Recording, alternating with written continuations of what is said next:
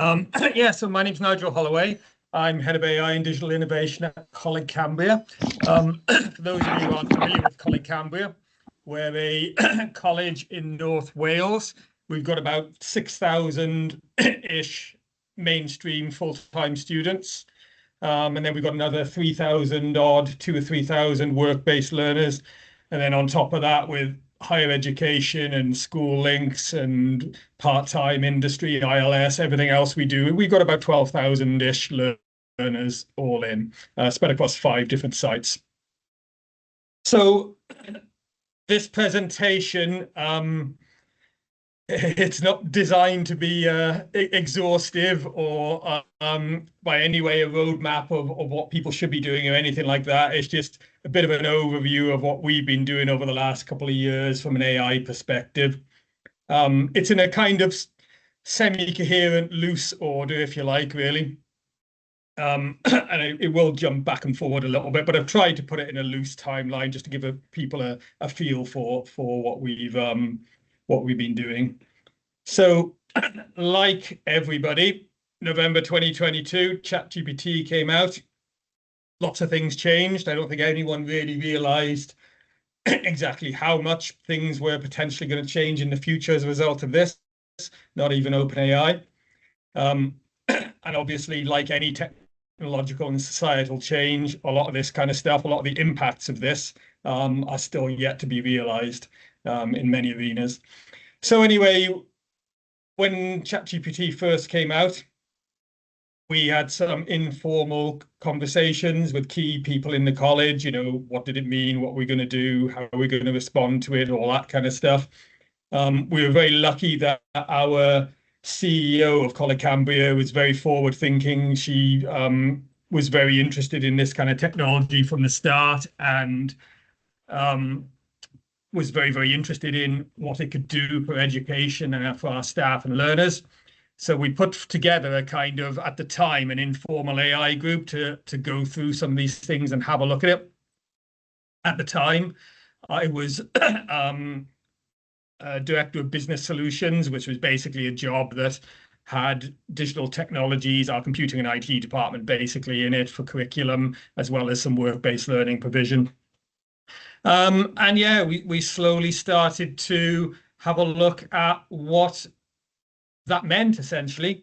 Now, that AI group eventually morphed into what's now known as an AI and digital strategy group, a far more formal and fancy name. There's some previous, there is a previous iteration of this, but this is what it looks like now. So we have an AI and digital strategy group. We meet once every month, give or take, and to discuss everything AI, what's going on in the college, what's happening, all that kind of stuff.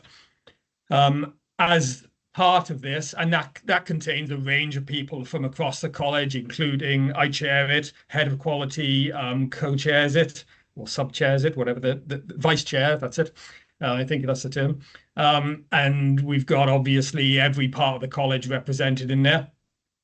Those 5 things you see on your screen, those are the subgroups.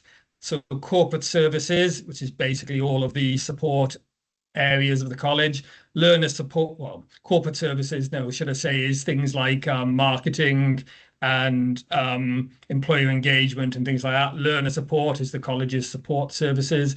Learners is a rotating group of learners, and curriculum is a mix of work-based learning provider practitioners and lecturers and so on and so forth. So those 4 groups meet on a regular basis, and the discussions in there inform the discussions that they feed up the chain basically into the strategy group as a whole. There's also the discovery group, which is one that I lead on directly with a small team from a few different people in the college, and we're responsible for looking at all the latest updates, what's happening, horizon scanning, playing around with new tools, all that kind of stuff. So we meet every about 2 weeks, really, because I'm sure you know it's very fast-paced, lots of things going on. So that's the overall strategy group. in its current form, which you see there, it's only been in place since August, but it's been in place one form or another prior to that. In the year before that, it was basically the same thing, only had 6 subgroups instead of 5. So way back when all this was first happening, we did some initial activities. We worked on staff guidance that we wanted to get out quite quickly. And then shortly after that, we managed to push out some learner guidance. We started tentatively working on an AI strategy for the college. This was a bit longer running and is still not 100% complete. Well, it's semi 100% complete. It's just going in to be for final approval tomorrow afternoon, actually. So yeah, we've been working on that for a while. We made the decision quite early on to turn off AI detection, as I'm sure a lot of you have seen, and Jisc have got similar guidance as well. We basically followed that because there's a range of issues with false positives and learners who are neurodiverse or ESOL learners or whatever it might be. There's a real issue there with false detection, plus the fact that ultimately they just don't reliably work. So yeah, we did that quite early on. We have put together a range of CPD sessions for our staff over the last few years. Some of them were relatively straightforward in just general awareness raising things. Some of them were quite specific. So we adopted Teachermatic relatively early on as one of our AI platforms. And we've done some specific CPD sessions around that. We've also got some external speakers in, such as Ben Whitaker. He's been to the college twice now to deliver some sessions. And we've done some targeted sessions around specific areas. So something for managers, something for PAs, a few other related things around that. We've also developed a 3-hour generative AI essentials course, which we deliver for industry as a part-time course. So we do quite a lot of that. It's quite popular. If you're interested in that course, you can see it on our website. So that's some of the stuff we did relatively early. The staff guidance, there's a link to it. Hopefully you can see it here. This is a little bit old now. This is still our current version, but this is a little bit old now. You can still see it still references 23-24 academic year. I'm in the process of updating this at the moment, but I wanted to include it so that you can see what, not going to go through it now, obviously, but what kind of stuff we've put together and what we pushed out. I'm assuming, Helen, that obviously you can share this presentation around after this meeting. Yeah, absolutely. Yeah. If you're happy to, we can send it out to everyone who attends. Yeah, absolutely. Yeah. So these links are links to accessible Google Docs. So yeah, you can just have a look at this and, you know, all criticism gratefully received with the caveat that I am updating this. So yeah, we've got that for you to have a look at. I've also included our learner guide so you can have a look at. It's a little bit nicer looking than the staff version. And what we've also done with this is we've also got a range of infographics and posters that we back this up with, and I think we've got some video resources as well. So there's a range of different things around there. Basically, it's all formulated around the JCQ guidance and all that. And because this is to the entire college, we haven't specifically talked about individual awarding bodies, although obviously we do reference it and there's links to some of the larger awarding bodies, that kind of stuff. Okay, so that was the initial activities. One of the also relatively early activities we did, for those of you who might be a college in Wales, there was some funding from Welsh Government available to do a selection of AI projects quite early on. So ours was the rather worryingly named Project Icarus. I think it was tempting fate with that name. So we did basically a year-long project looking at a range of different tools and their outcomes. The person who led on this project, or one of the people who led on the project, should I say, did a study with Chester University as well. So I believe that's been published now. It did show workload reduction, and the staff were a lot more confident in using the tools. So we had some positive results as part of this. The link there is to the Welsh Government site with the overview of it. So you'll be able to see that on the overview. There's a link to that. But essentially, it was a group of people from all aspects of the college, a group of lecturers and work-based learning practitioners from all different areas, delivering all different types of provision, from full-time mainstream to industry courses to Welsh language to English maths and a lot of other things in between. And they had a range of different AI tools available to them, paid versions of ChatGPT and Teachermatic and a few others. And they were studied. It sounds terrible, but they were part of the study to look at what the impact was. And there was a few other aspects of it, but that was the crux of that. So that happened, and that put us in a good stead for entering the current academic year. And alongside this, there was other work that we've did, not least of including another staff member did his master's around AI, master's in education, did his dissertation around AI tools. And he did a study on staff and their CPD needs around that. So we found that very useful as well. That fed into what we were doing. So August 2024, yeah, that's right. So the college established the AI and digital innovation department, which is my area now. I've got a couple of staff and we've got a budget, and one of the aims of this area, not the only one, but one of the aims is to look at everything AI and form a coherent response, standardize everything if we can, depending on what it is, and bring everything into one place and just make sure everything's up to date. So prior to that, we didn't have a single lead in the college responsible for this. We had a range of different people who were taking on aspects of it, like quality, for example, and IT. So now everything is consolidated in my area. So since then, we've done quite a few different things. One of which was we put out some refreshed guidance in August around ChatGPT usage for staff, looking at things like how to access it, what to do, what not to do, the fact it's not secure, don't put any personal identifiable information in it, etc., all the good stuff. And also looking at enterprise AI and bespoke AI options. So I spent a large amount of time evaluating the various frontier models, meeting with various people from companies large and small, looking at what AI solutions we might want to implement in the college and what that might look like. Some of that has happened and we've purchased some solutions. Some of that is still in process. One in particular, the enterprise AI, the business case went in yesterday for that. So that's quite fresh at the moment, if you like.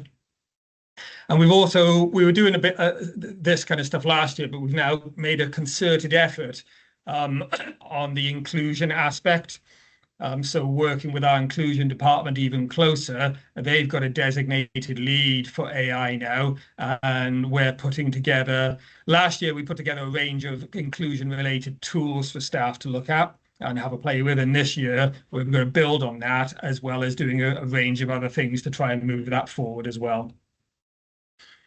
One of the things we put together and pushed out live in half term last year was AI and digital support hubs.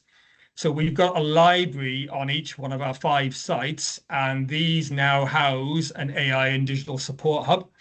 The idea of this is that it is the first point of contact for any staff when it comes to AI support, guidance, training, advice, whatever it might be. Prior to that, we had a few different avenues they could go down. So staff can either drop into the library or they can request a 45-minute one-to-one with the lead from each of the support hubs to talk about anything AI, basically. And as a part of that, if there's anything that they can't answer or aren't sure of or needs a bit of a deeper dive, then they can refer that either to my area for a bit of a deeper dive, or to our professional learning department for CPD, or they can access various online resources, such like we've got some Google AI resources that they can work through. So there's a few different support mechanisms for staff. This augments the work that the library was already doing from a student point of view, and we've introduced AI into the student aspect of things for staff as well. So during this time, you can see a list of tools on there. So these were the ones, this wasn't an exhaustive list, but these were the ones that we were providing support with in the college and recommending that people use in various forms with various caveats. So ChatGPT, Adobe Firefly and Express, Teachermatic, which we bought some licenses for, Quizzes, which we had the educational version of, and the Mastering AI Output one is essentially around evaluating AI outputs, because as I'm sure, as we all know, there's a risk of inaccuracies, bias, hallucinations, all that kind of stuff. So it's each of these have sessions that can be booked onto, and that one in particular is around obviously evaluating output. And then woven throughout all of those, we've got privacy and security considerations that people need to be aware of. And that's working well. So Ethan Mollick, so he is a researcher on innovation, AI, and entrepreneurship, and probably a few other things. He's written a very good book called Co-Intelligence, Living and Working with AI. I heartily recommend it. So his 4 rules for co-intelligence is something that we've incorporated into various aspects of our support.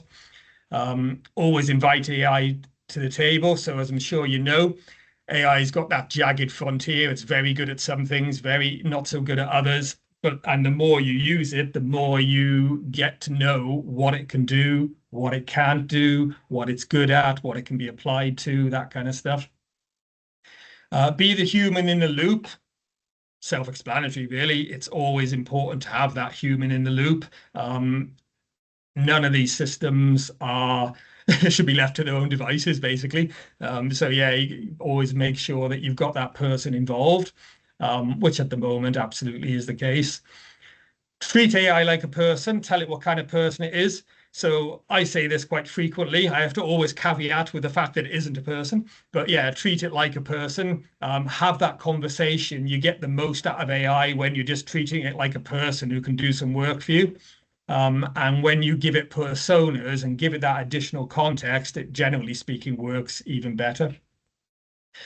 And the last one, assume this is the worst AI you will ever use. So that's quite an important one in a way. It doesn't seem like it in some ways, but I think it is, because yeah, any given AI system you're using, it's only going to get better. And there are things that you can't do now and it's not very good at now, which is just going to get better and better. So one aspect of this that we're taking forward is the idea of AI benchmarking, the idea in essence that there's a series of problems or workflows or issues that ideally we would like to automate, but it's not very good at this, but it will be eventually. So as just one example of this is for the last, sounds awful really, but in the last year and a half, it's been so long yet not so long at the same time. Well, 2 or 3 years anyway, sorry, did get distracted. For the last 2 years or so, I've been looking at using these AI systems for timetabling. So feeding it simply some dummy staff members, about 5 of them, I think it was, 2 full-time courses, and in Wales we have something called an enhanced IT course. So like one of those as well, a larger full-time course. Some pastoral sessions and a bunch of restrictions like John Doe doesn't work on a Monday. This course needs to be on a Thursday. Never book over dinner time. Never book after 4 o'clock, that kind of stuff. And feeding it into AI and saying, timetable me this. ChatGPT 3.5 was terrible at it. Just couldn't do it. ChatGPT 4 was terrible at it as well. Couldn't do it. ChatGPT 4.0, the semi-latest one, could do it, and it was a lot better, but still had some errors, still had a few teachers who were clashing a few times when it shouldn't have done that kind of stuff. I've also tried it with Gemini and Claude. ChatGPT 0.1, which is the test time compute model, the reasoning model, is extremely good at it. It just doesn't like the progress coach sessions for some reason, which is our pastoral session. It tends to miss one of those off. So timetabling as a first pass in order to support manager workload and staff workload to do the timetabling is getting better and better and better. And I fully believe in the next month or 2 or 3, it's going to be good enough to do this easily. So it's those kind of things that it's good to keep a track on the AI systems over time, so you can see how much better they're getting over time with use cases that actually matter to you, instead of just random things like summarizing documents or whatever it might be. So that's something we've been doing a bit of work on at the moment. We had our first internal AI audit on 2 weeks ago, actually, just the first week we came back. So 2 weeks over Christmas, came back on the Monday, completely forgotten everything, couldn't even remember my password to get into the system, and we had our AI audit meeting at 11 o'clock. I remember it well. So anyway, that was an interesting experience, and they obviously covered a range of different things they wanted from us to make sure that the college was on the right track. We're not going to get the written report published until, and it's an internal audit, I should say. We're not going to get but carried out by an external company. We're not going to get the report until the middle of February, I believe, but it went very positive. They're not going to give us any recommendations, and they are going to cite some evidence of best practice, which is really, really positive. So yeah, that was really, really good. I mentioned earlier that I'm looking to update the staff guidance that we've got. Also, as part of that, updating various things around security, age restrictions, data privacy, intellectual property, and copyright. Some of these things are relatively straightforward. Some of these things are not at all, should we say. But we have got an update for these as well. And this links in with our enterprise AI aspirations, because one of the problems, as I'm sure you all know, around AI systems is the lack of security, the lack of data privacy, and all this kind of stuff. So one of the solutions we're looking at, well, I'll mention it on a later slide, but one of the solutions we're looking at is Gemini potential solutions. And we've got some Gemini licenses at the moment. We're already a Google college. They've recently changed their education workspace, Gemini, regardless of whether it's licensed or unlicensed, to be fully secure, and they don't train on the inputs or outputs anymore. Plus, they've reduced the age restrictions from 18 to 13. So this all happened in December, and all of a sudden, overnight, a lot of our headaches disappeared, which was wonderful. So there's some big things happening around that as well. Intellectual property was an interesting one, and we've now got a solution from that combination of some of the changes Google have made, and also some guidance on the UK government website, which is very useful. We're also in the middle of putting together deepfake guidance, because I've seen other colleges in the UK, I think in England, I'm thinking of in particular, where they've had real issues around deepfakes.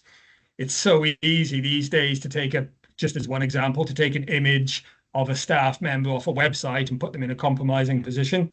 So before we had something like that happen to us, we decided that we should probably have some deepfake guidance in place.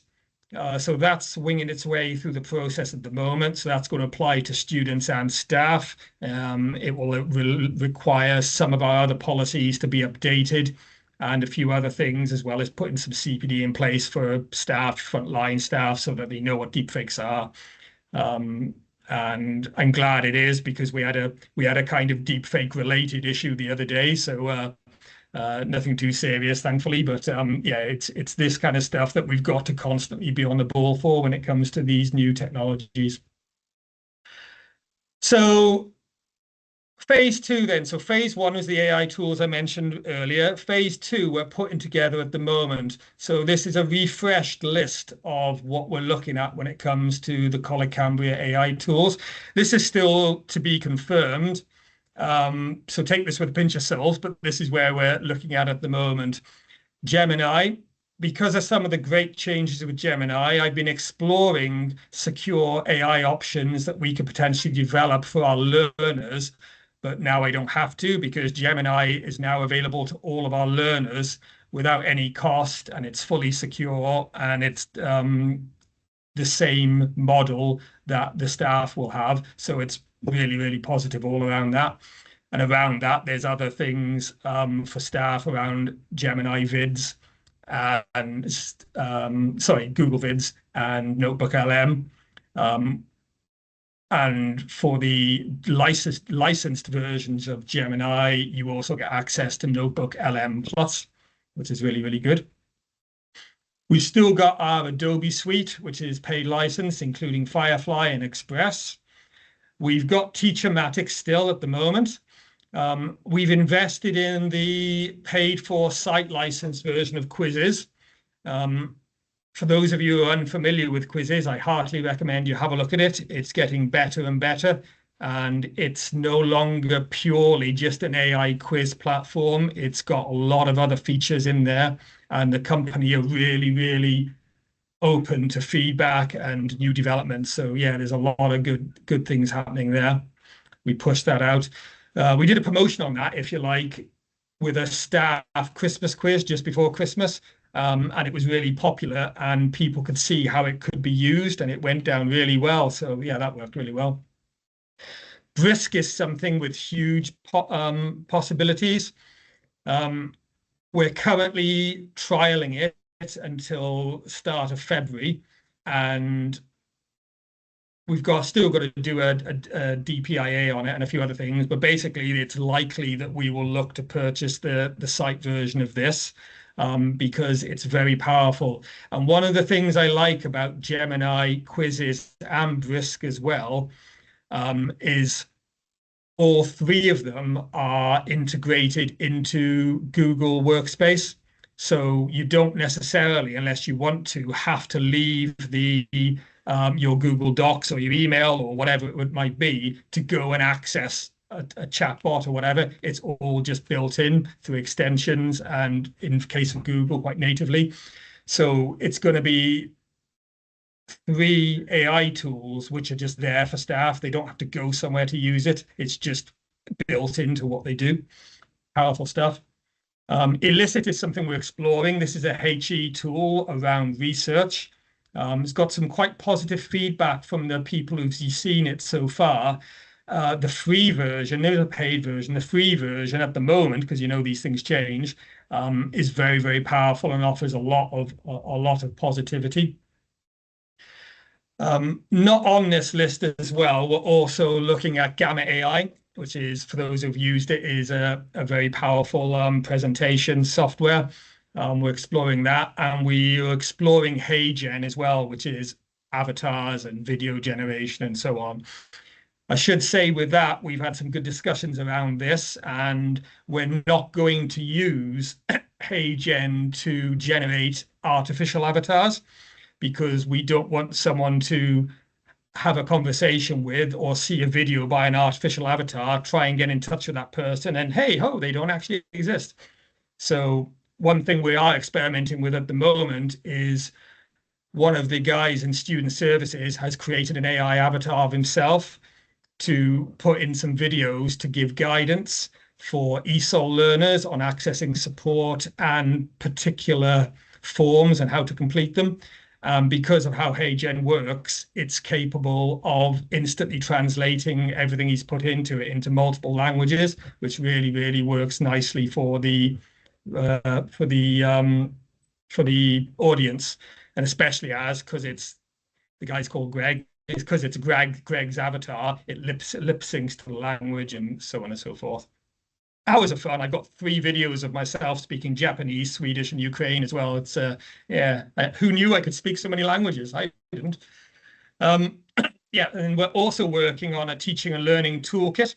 The idea is that this is a one-stop shop support mechanism for staff members, covering everything you'd expect it to cover, from academic integrity to, I don't know, assessments, to using particularly different AI tools, and applying it to what they're going to do, do's and don'ts, examples, links, best practice, all that kind of stuff. So we're working on that at the moment. Got a first draft together, and then we're going to build that out a bit more over time, have it a bit interactive, bite-sized chunks, that kind of stuff. So looking forward to getting that out to everyone.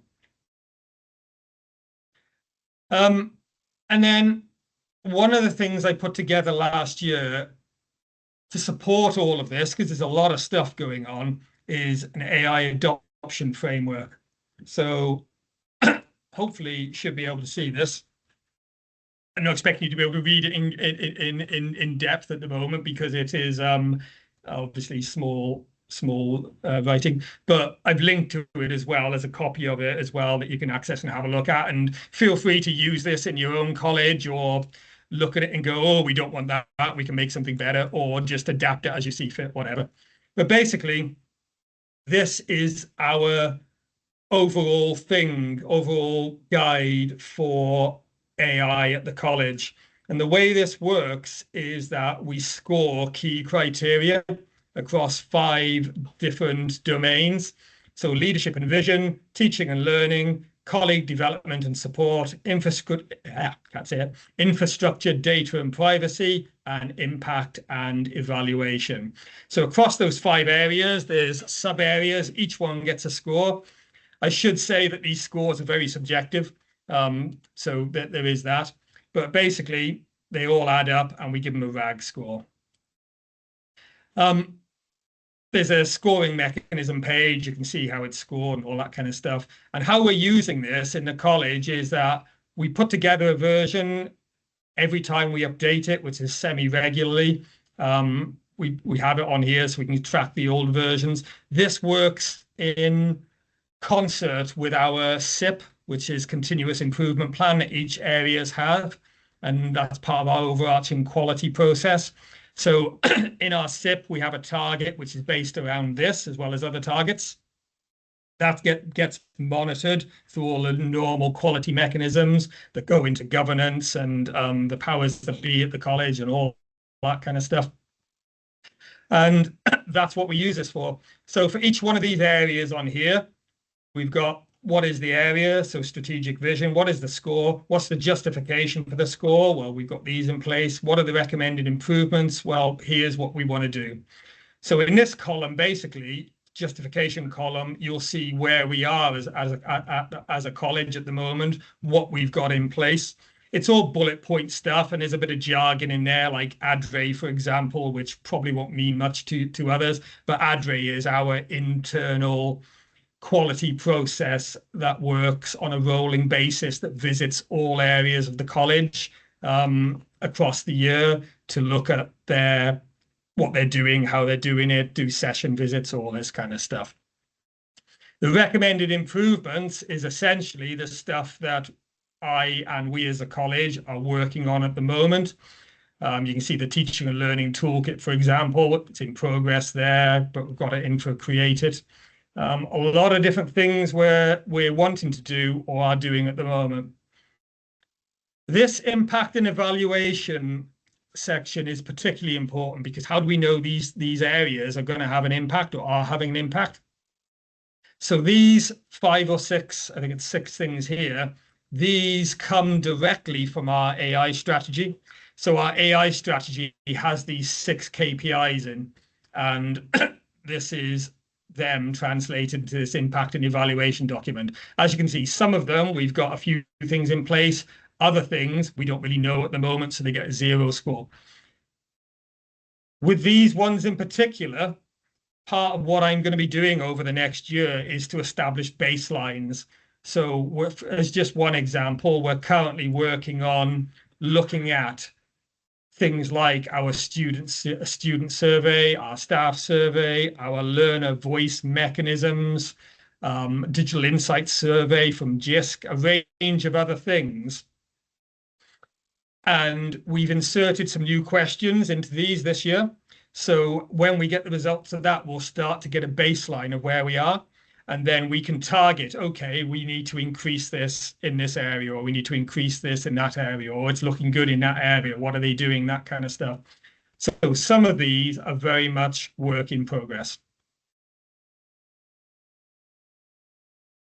So that's the adoption framework. And for me personally, it's helped a great deal having just everything in one place as an overview.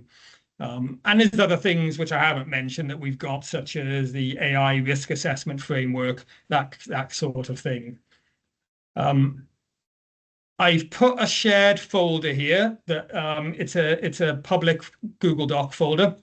So in this, you've got that Project Icarus overview, which you can find on the Welsh Government, got the learner guide, got the AI staff integrity guidance document, with a caveat again, it's a bit out of date now, needs updating. There's the copy of the AI adoption framework, and I haven't shown you this, but this is the risk assessment framework as well. You've seen one risk assessment, you've seen them all, but basically this is how it is. So you can have a look at this and see what you think. There are other things we're working on. I probably missed out a bunch of stuff as well, and I probably made mistakes by saying things we're doing which we're not, or something like that. I don't know, but yeah, no, this is essentially a good overview of where we are at the moment.